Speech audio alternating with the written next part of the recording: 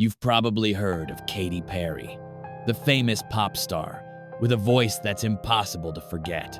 But there's a story about her and an old convent in Los Angeles that's so strange, you might wonder if it's straight out of a thriller movie. It's a story full of twists, legal battles, and an ending that will haunt you long after you hear it. It all begins in 2014 when Katy Perry, having made millions from her pop hits, decides it's time to buy a mansion. But this wasn't going to be just any mansiono. Katy wanted something special, something grand, something that would set her apart from every other celebrity in Hollywood. And that's when she found a massive 30,000 square foot mansion sitting on prime Los Angeles land.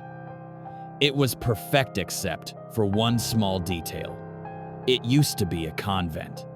Not just any convent, but one where elderly nuns had lived for decades. But Katy, like most people, was only interested in the property, not the history. Now, here's where things get complicated. The Archdiocese of Los Angeles owned the land. The church had been under fire for years due to allegations of abuse. In 2007, they had to pay a settlement of $660 million to victims of abuse, and they needed money. So, they decided to sell the convent. But this wasn't just a simple real estate deal. The elderly nuns living there had lived there for years. In fact, they had bought the property themselves back in 1971, using every last dollar they had saved. It wasn't just a house to them. It was their home, their sanctuary. And when the church decided to sell it without consulting them, the nuns were furious. But the Archdiocese didn't care. They were the ones in charge.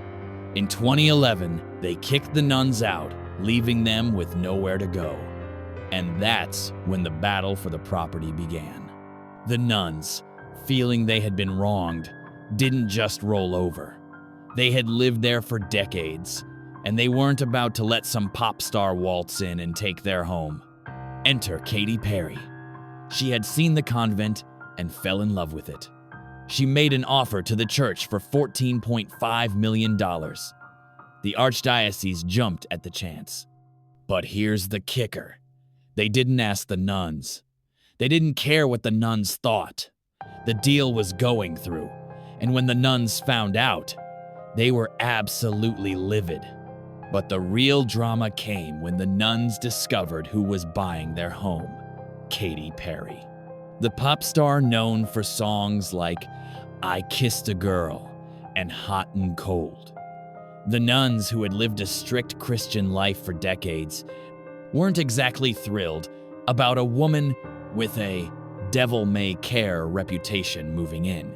Things got even worse when they learned about an interview Katy Perry had given, where she joked about selling her soul to the devil. The nuns were outraged. How could they let someone who had sold her soul live in the house they had once considered sacred? So, the nuns did what anyone would do. They fought back. They contacted a wealthy businesswoman, a woman named Hollister, who offered to buy the property from them. Hollister promised to keep the convent open by turning it into a boutique hotel. The nuns agreed to sell it to her, but the Archdiocese and Katy Perry were not having it. Katy Perry, feeling that she had already secured the deal, wasn't about to let some businesswoman steal her mansion. She filed a lawsuit, not against the nuns, because that would be terrible for her image, but against Hollister. The battle for this property was about to get ugly. The case went on for years, with each side throwing punches in court. But then, in 2017, the case finally went to trial. And the verdict? It was a nightmare for Hollister. The judge ruled that the nuns had needed permission from the Vatican to sell the property, which meant that Hollister's purchase was invalid. Katy Perry was now free to buy the property. But the drama didn't end there. In a shocking twist, the court also ruled that Hollister was guilty of malice and fraud for trying to interfere with the sale. She was ordered to pay Katy Perry and the Archdiocese $10 million in damages. That's right, $10 million. And that's where things take a turn for the worse. Hollister was devastated. The judgment was so massive that she couldn't pay it. She was forced to file for bankruptcy, but that wasn't the end of her troubles. In 2018, she went to bankruptcy court with two of the nuns who had supported her throughout the battle. But things took a tragic turn that no one could have predicted. One of the nuns, the elderly woman who had spoken to the media asking Katy Perry to stop the legal battles, collapsed and died right there on the courthouse steps. She was 89 years old, and the stress of the lawsuit had taken its toll on her. One of the other nuns even claimed that the nun's heart attack was directly caused by the stress of the case. But here's the really chilling part. It was too late for the nun, but that wasn't the end of the nightmare. After everything that had happened, Katy Perry still needed approval from the Vatican to buy the property.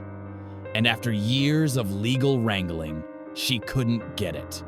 The deal expired, and the convent was never sold to her.